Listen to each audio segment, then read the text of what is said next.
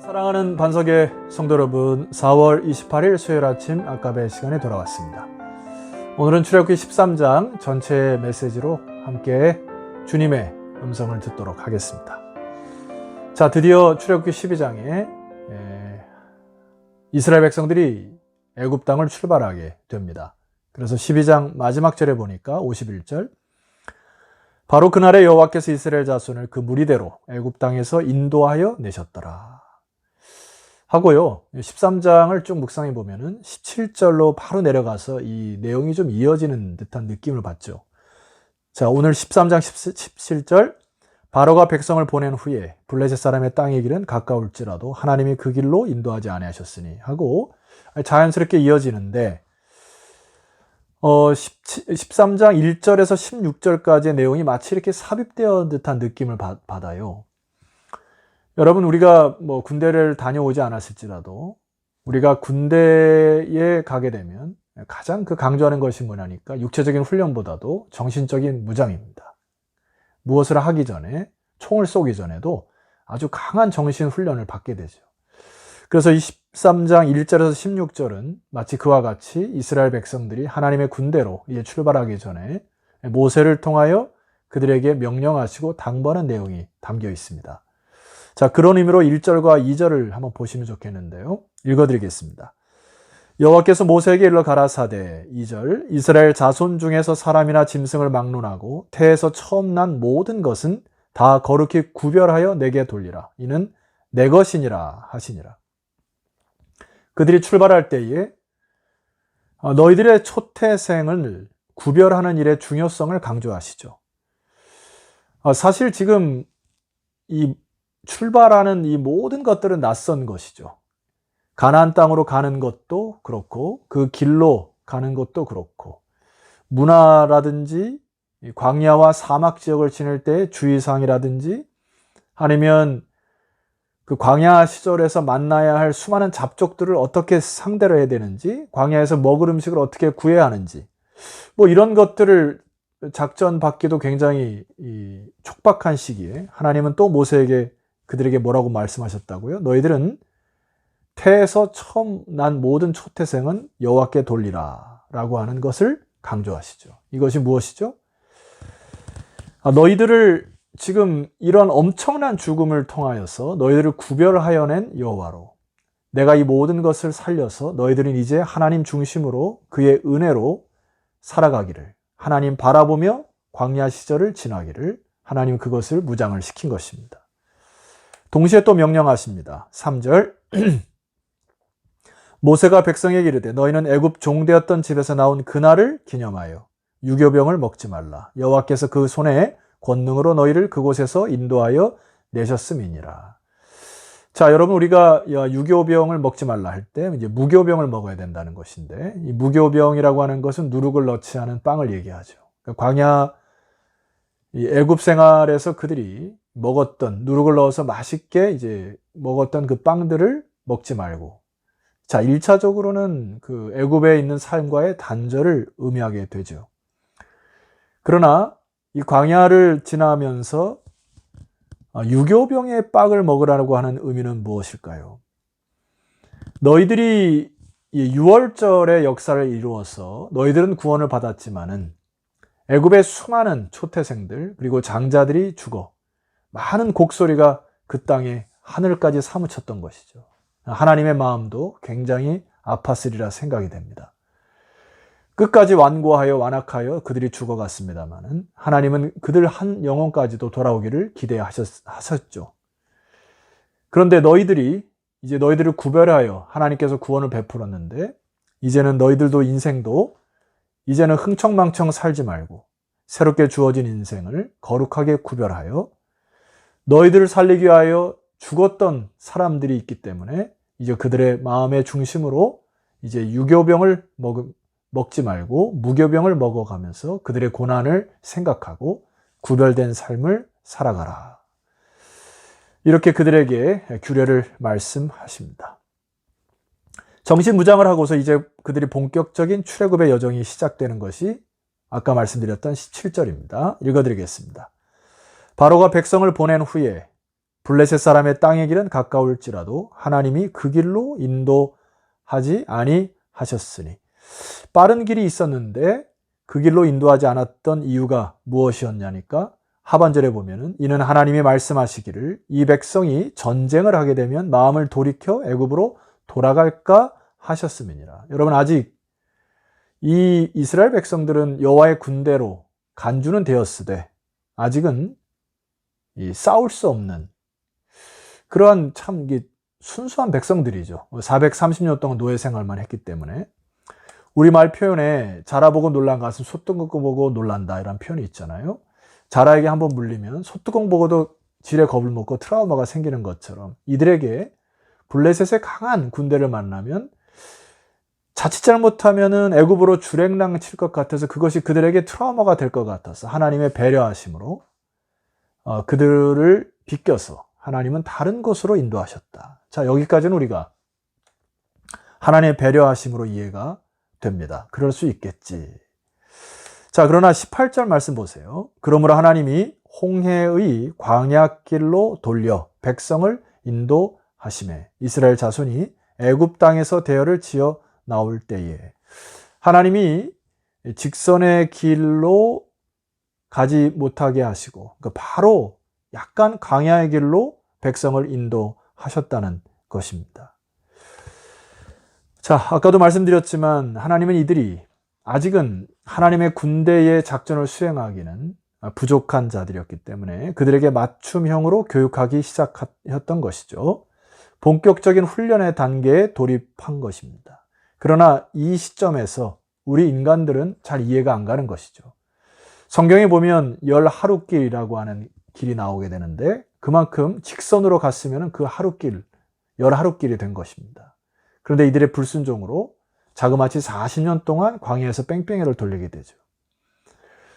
인간의 입장에서 보면 굉장히 답답한 일입니다. 인간은 조금도 돌아가는 것을 용납하지가 않아요. 그래서 이런 것은 직선형 인간이라고 표현됩니다. 자신의 생각대로 되지 않으면 절망하고 좌절하고 하나님을 원망하는 그 인생이 마치 여기 이스라엘 백성도 비슷한 직선형의 인간들이었어요. 그러나 하나님은 그들을 돌렸다 이렇게 표현하고 있거든요. 왜 이렇게 광야로 돌리셨을까? 하나님은 그들이 유연한 그 인간의 성품과 기질을 만들기를 원하셨던 것 같아요. 광야를 지나면서 하나님을 따르는 순종의 사람들로 만들기 원하셨던 것입니다. 하나님이 원하시는 그런 인간형으로 그런 나라로 민족으로 만들어 가시는 작품을 만들기 원하셨어요. 자, 이것에 대한 여러분들의 좀 도움이 될 만한 책 하나가 있습니다. 독일의 영성운동가 마틴 슐레스케라고 하는 분이 쓴 가문비 나무의 노래, 이 책 안에 이런 내용이 있답니다. 직선형 인간과 곡선형 인간의 차이점에 대해서 이렇게 기술한 내용이 있습니다. 직선이란 무엇일까? 우회를 용납하지 않은 완고함을 말한다. 즉 자기 포기를 용납하지 않은 고로함이다. 다른 사람을 살피거나 배려할 줄 모르고 앞만 향해 달려가는 마음일 것이다. 목표 지향적으로 살아가기에 옆을 보지 못하는 좁은 시야에 갇히게 될 확률이 크다. 이처럼 직선적인 마음은 모든 것을 자기 기준에 따라 밀고 끌고 잡아당기고 주무르려 한다. 그러다 보니 우리는 가끔 하나님마저도 뜯어고치려 든다. 여러분, 직선적인 이 성품은 대다수 인간들의 이 성품인 것 같아요. 이들이 애굽에 출발해서 바로 가나안 땅으로 직선적으로 달려가기를 원했던 것이죠. 그런데 하나님은 그들의 군대를 곡선의 삶을 살게 하심으로 수많은 어려움을 만나게 합니다. 그래서 그 과정 속에서 하나님의 의지하는 법을 배우게 되고 고난을 통하여 세상의 강한 군대의 면모가 아니라 마음이 따뜻하고 다른 사람을 생각하고 고통과 고난 속에서 힘들어하는 자들을 배려할 수 있고 더 연단되고 깎여서 부드럽고 향기로운 하나님의 백성으로 만들어가고자 하는 의도가 있는 것이죠. 그래서 이 군대는 세상의 강철 부대와는 다른 하나님의 군대, 덕이 있고 마음이 크고 부드럽고 향기 나는 그리고 마음이 따뜻한 이것이 세상의 군대와 다른 하나님의 군대로 주님께서 만들어 가길 원하셨던 것이죠. 그래서 광야로 하나님을 인도하셨고 그곳에서 하나님을 묵상하고 영적인 군대로 거듭나기를 기대하셨던 것입니다. 자, 출애굽 13장 20절 말씀 보면 이 여정을 이렇게 설명합니다. 그들이 숫곳을 떠나서 광야 에담의 장막을 치니 21절 여호와께서 그들 앞에서 가시며, 자, 이것을 목도하기를 원하셨던 것이죠. 낮에는 구름기둥으로 그들의 길을 인도하시고 밤에는 불기둥을 그들에게 비추사 낮이나 밤이나 진행하게 하시니 22절 낮에는 구름기둥 밤에는 불기둥이 백성 앞에서 떠나지 아니하니라.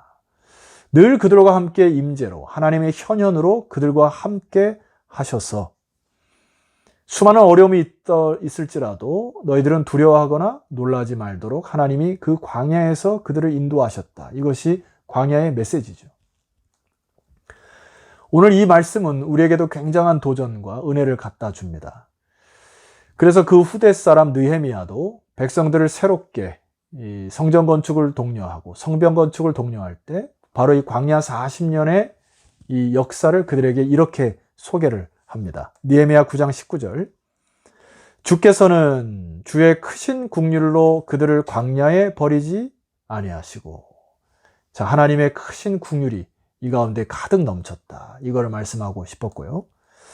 낮에는 구름기둥이 그들에게서 떠나지 아니하고 길을 인도하며 밤에는 불기둥이 그들의 갈 길을 비추게 하셨사오며, 자, 20절 또 주의 선한 영을 주사 그들을 가르치시며, 자, 하나님의 선한 영이 그들을 임재하여 그들을 가르치기 시작했다. 이게 느헤미야의 관점이에요.